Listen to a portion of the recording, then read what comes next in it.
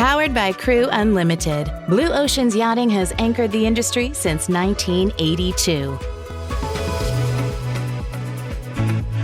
We charter exceptional experiences across the globe. From navigating brokerage to sourcing ship-shape crew members.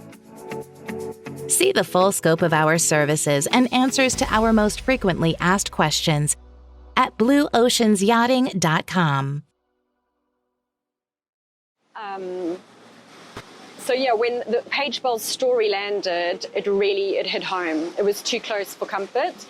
And I had shared a few things on various Facebook groups, on my own Facebook wall, saying this is too similar. This is what happened to, a similar story to what happened to Jess, only right. Jess's death wasn't on board the boat, but she wasn't protected by her boat owner and management. And that's where the hole is. And I got called from a journalist from a South African newspaper, media company, asking to interview me, to share my story. And I was like, oh, this is a bit traumatic. But I decided to do it because I just thought, okay, Jess, was that an isolated incident? But now 8 years later, Paige, this is too much. And I know other women in the industry with horrible things have happened, not murder, but awful things have happened, and it's not spoken about. And then things that have happened to me that I haven't spoken about even. I silenced myself. And I just thought, you know what, I wish that in all those years in yachting, I had a mentor or an advocate or someone I could turn to and ask for support. You know, someone to say, you're not crazy, this is not okay, this is not acceptable behavior. Can you say that one more time? I think it's important to repeat this. I wish that when I was in the industry, that I had someone to turn to, a mentor, an advocate, someone that had my back, that would say to me, you're not crazy, this is not okay. This is not okay that this has been done to you, and this is what we're going to do about it. This is how I can support you. I never had that, and I don't believe that the women or the men in the industry have that today. The DPA, while he's there for certain things, like you said, he works for the owner. That's right. Okay, and I think if we could have not a DPA, but an external, a crew hotline with someone that isn't connected to the boat management or the owner or the captain or the recruitment agency, a complete independent hotline entity, where when these things happen, for men and women, they can call someone or email. Yes. Like a support group. Well, you know, this podcast is going to hit right before the Monaco Yacht Show, and it's going to get out in front of tens of thousands of yachting professionals. So if they've got the stomach to listen all the way through to the end and be listening to our conversation right now, perhaps there's an entrepreneurial mindset out there that will listen to these words and say, yeah, we can make that happen.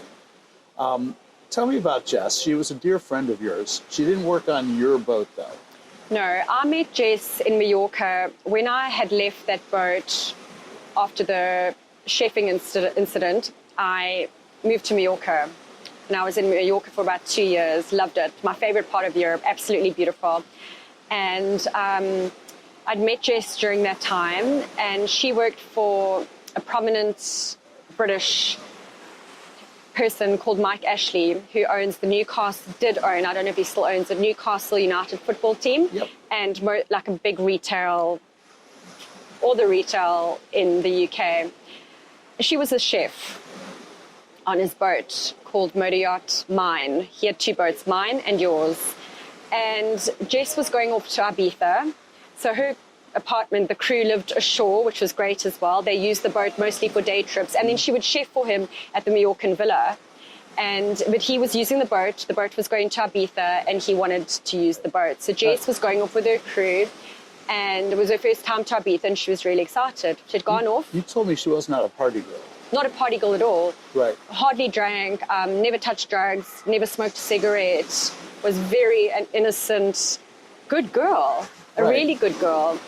And she had spoken to me about doing, because at that stage, that was my first ayahuasca ceremony in Mallorca during that period. And Jess had actually come to my condo to look after my pet budgies, Shiva and Ganesh.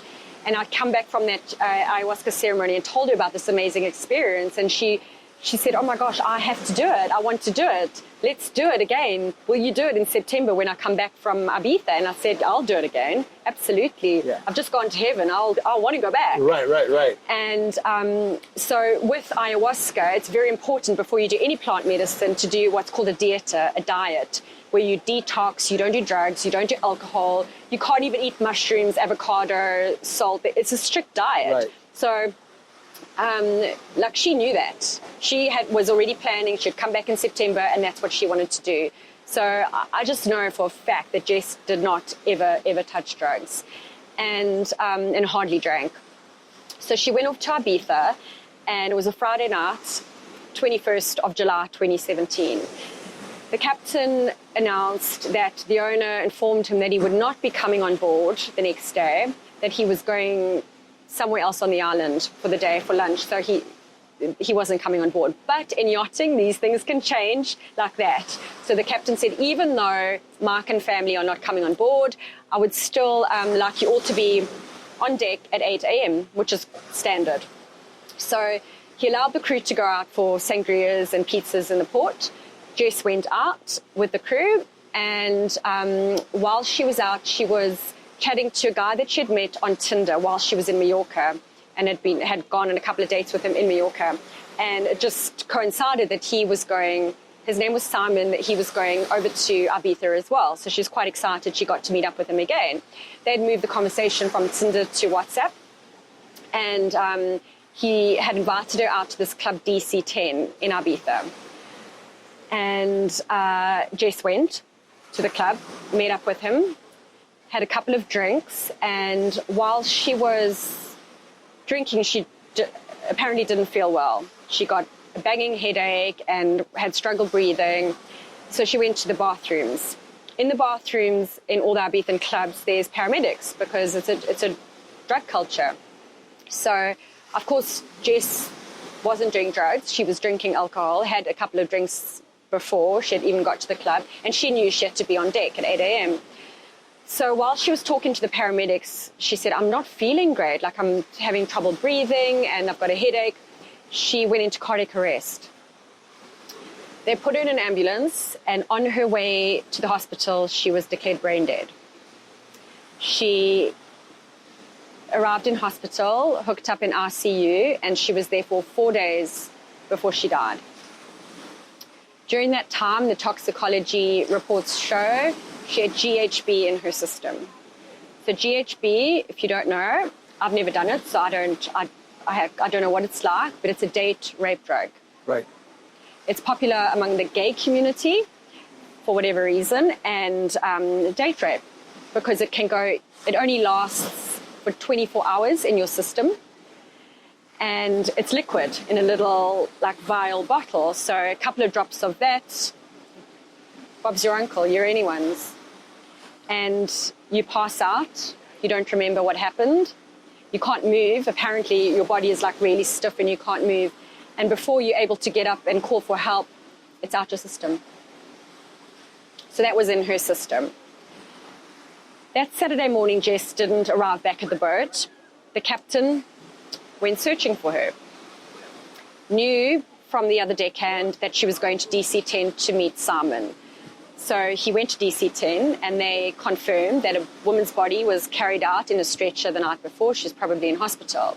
He arrived at hospital and saw her hooked up in ICU. He then went back to the boat, and called management and told them of the incident. Not long later, Mark Ashley informed the captain to move the boat to Ibiza immediately. From Ibiza? From Ibiza, back to Mallorca, immediately. And he said, I can't. Jess, your chef, is hooked up in ICU. At this stage, they didn't know she was going to die. And we can't, it's a crime scene, I can't move the boat. Ongoing investigation. So he fired them. Whole crew? He fired the crew and then flew new crew in to move the boat back, because he didn't want bad publicity, because he was a prominent figure in the UK media. in Ibiza on a boat, the worst thing would be his yacht chef in hospital for whatever reason. So he insisted they move the boat back. Before the crew were fired and the boat was moved back, he got them to pack up Jess's belongings on the boat and deliver them to hospital.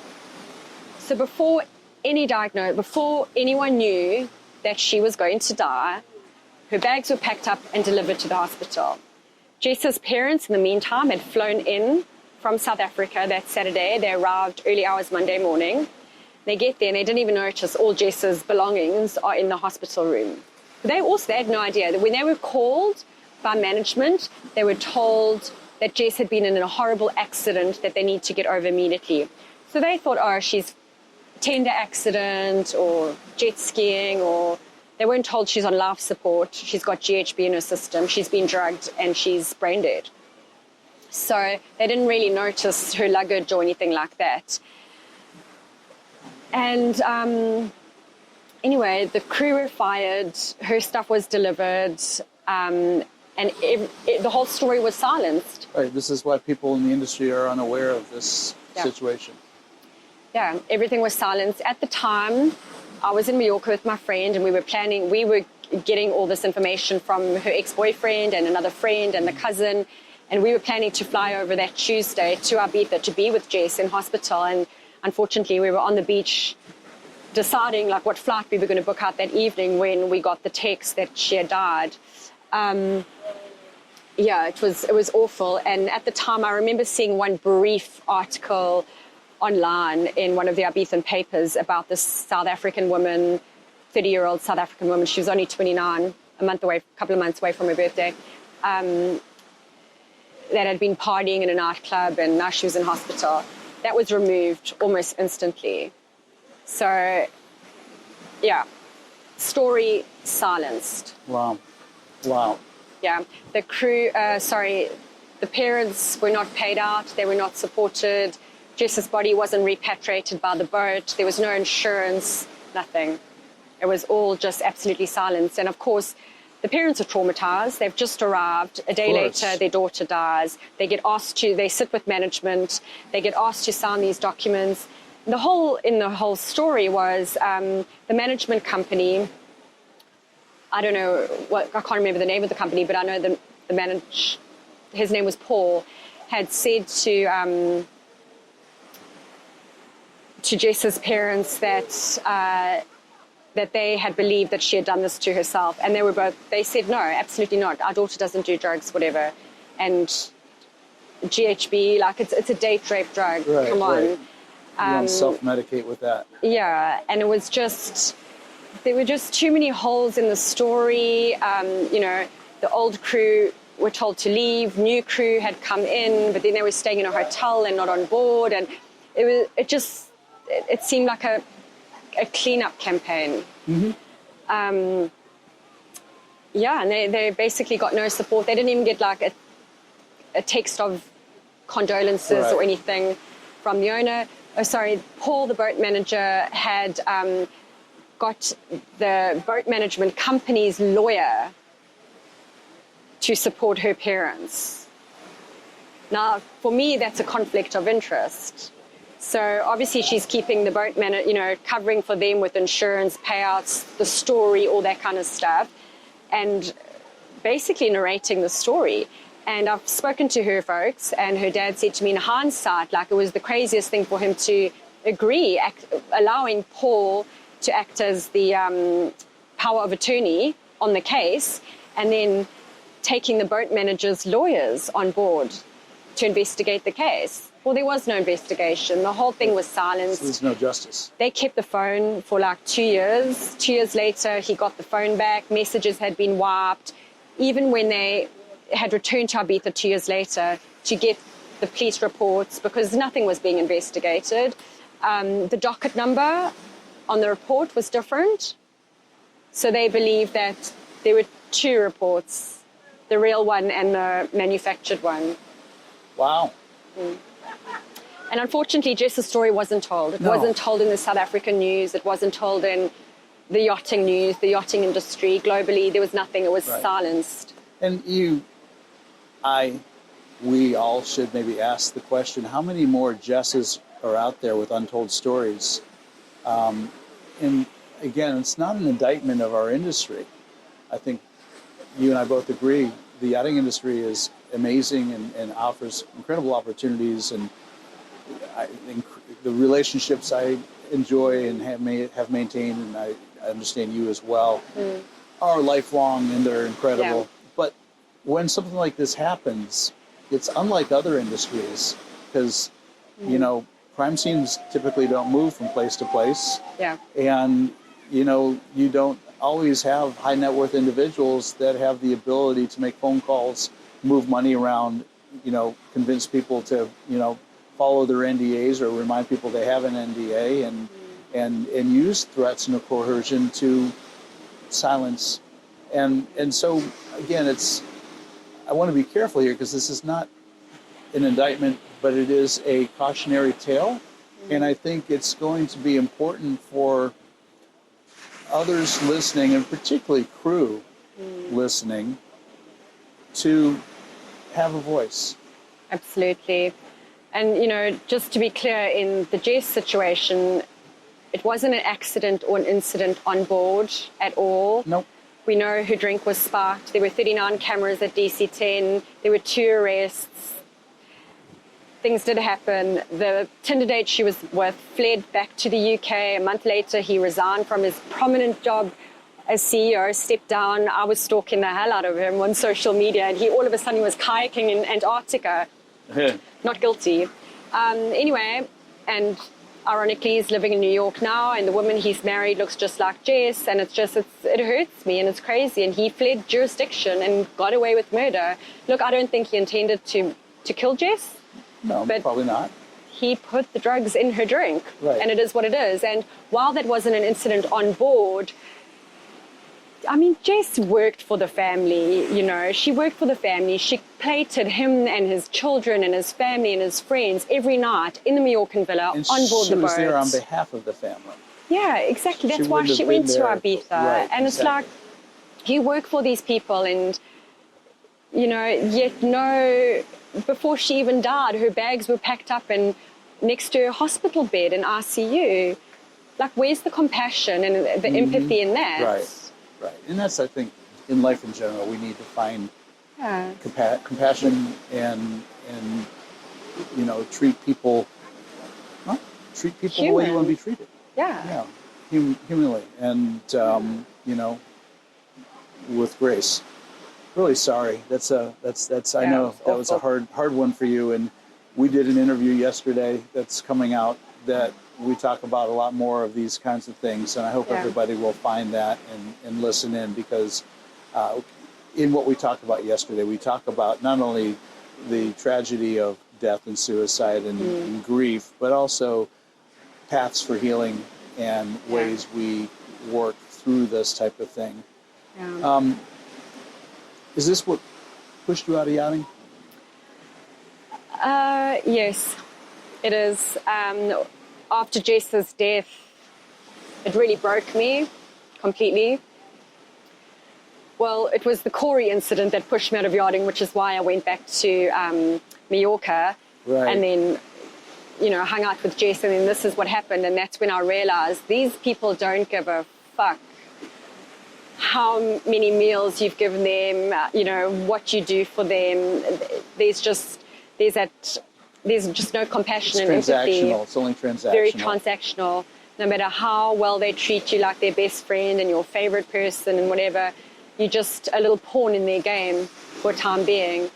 So then I went to Bali, and then, as we told yesterday, my fiance died by suicide in Bali, unfortunately, and I went back into yachting just to disguise my pain and just to escape, absolutely. And then it all caught up with me, and I got burnout. Right. So you were just too old for it. Yeah, too old for it. Too many tattoos. It was just burnout, and then just, I guess, the trauma and the grief that I'd been carrying from Jess, and then my cousin's suicide while I was in Bali, and then my fiance. It was just a culmination. So it's not. Yeah, it was just too much to cope with. You know, I think when an incident happens, if you live ashore and you work in corporate, whatever, and an incident happens, you get to go home every night to your own space, to decompress, to let it go, have a shower, everything's okay, go back to the job tomorrow morning, and then get on with it. But in yachting, you're living and working in that confined space. You're not getting the deep rest. Exactly, yeah. You're not getting that rest, and you know, unfortunately, with the likes of Mark and Corey, you living with your predators, and you can't escape them. Yes. And when you speak up to your captain or your management or DPA, they silence you because it's too much paperwork. They want to protect their little people, and you become the liability because you've got the voice. You're the dangerous one. So it's easier for them to get rid of the victim and keep the bully.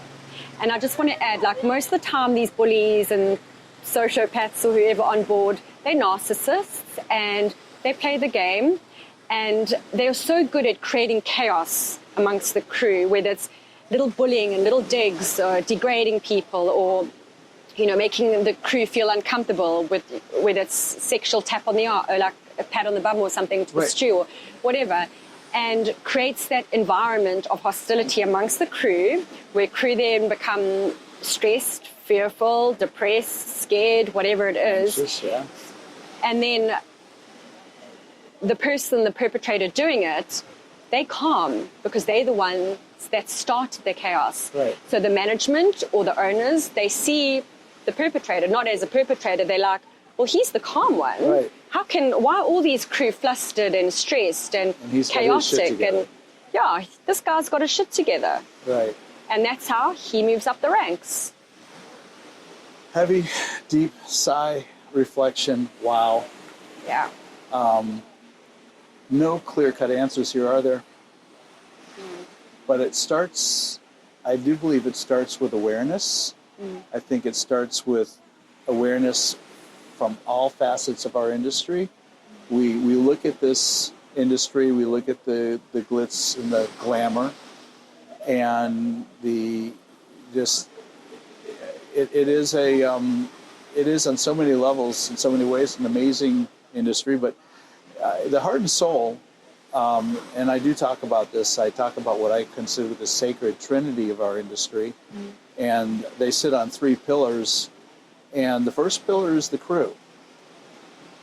Second pillar is the owner, high net worth individual that owns the vessel, and the third is the asset. That is the vessel itself and the infrastructure that supports that vessel. You take any one of those three and they become sick, damaged, you've lost the strength of your foundation. And I think our industry is a strong industry. It's growing. The statistics indicate that over the next, I think between now and 2040, the fleet's going to double. We're going to need a lot more crew coming into the industry. We need to find ways of attracting and influencing people, typically young people, to come join our industry and be part of what I call the wonderful world of yachting. And the first thing they should do is probably read your Screw the Crew book. But at least they understand what the roles are and what that looks like. I just want to add, I don't want this chat to deter anyone from getting into the yachting industry. It has been the best industry I've worked in. I've worked in music, PR, and yachting. And if I had an option today to go back into music, PR, corporate, or yachting, it would be yachting. Yes. You can't, you get to travel to these beautiful places. You know, the things that I've seen and done, the people that I've met, there's nothing like it. But there needs to be protection and safety for crew. That's right.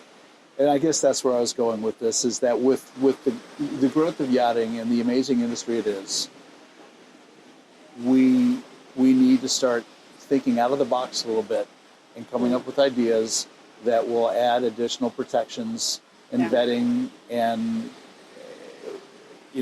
using the resources that are available and maybe creating new resources that are unavailable right now to ensure that we put together the best run vessels. And we owe that to all three legs of what I call that sacred industry. We owe it to the owners to give them the best crew experience they possibly can have. 7-star service.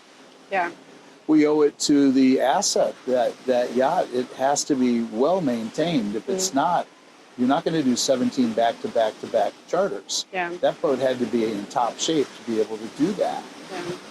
And more than anything else, we owe it to the crew.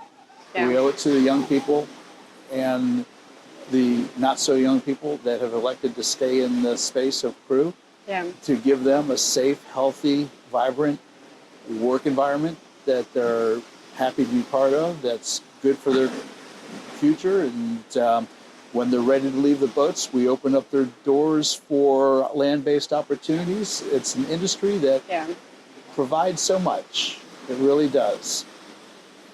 And Elle, all I can say is thank you on so many levels. Thank you for, one, giving me the opportunity, this old guy in yachting, to have this conversation with you. I feel privileged to be able to have it and bring it forward.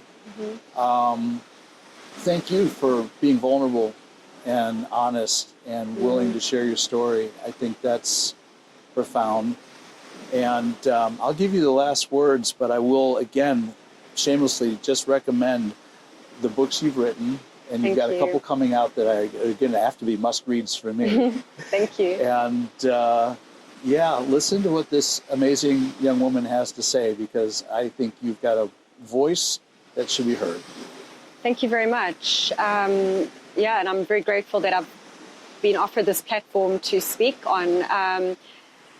As I said, in yachting, this is the first time I've told my Jess story publicly. It's the first time I've told my Mark's story publicly or my Corey story publicly, because I didn't want to lose my job. I didn't want to be blacklisted. I didn't want to ruffle feathers, but I'm no longer in yachting. Yes. I've stepped out. I will not go back on board, but I would love to still be involved with yachting because I love it. I love the industry. I love the people. I love the crew. As I said, I'm still very good friends with owners, yacht crew that I've worked with, agency professionals, and it's a great industry of like-minded people that with a lot of banter and fun. Wow. And if I can be that voice that I didn't have. Well, I'm going to go out on a limb and say that this industry is ready for you when you are. There's a place for you. Watch out. Yes. I can't wait to see it happen. Elle, again, thank you so much. Thank you. Thank you for inviting me to this gorgeous little place you call home. Yep. Thank you. Playa del Carmen is just a beautiful part of Mexico. We're in this beautiful resort villa that they've allowed us to record in today. So it's a real blessing. Thank you. Living in gratitude, and look forward to future conversations. Me too. Thank you so much. And until next time, I'm out of here. If your brand belongs in the heart of the yachting world, this is where it happens. Yachting International Radio reaches over 1 million yachting professionals and enthusiasts every month, with 77 million impressions, 220,000 social followers, and 74,000 podcast subscribers. Our hosts are insiders, crew, captains, CEOs, trusted voices shaping the industry. This is targeted, high-impact advertising in a luxury niche. Visit yachtinginternationalradio.com/advertise.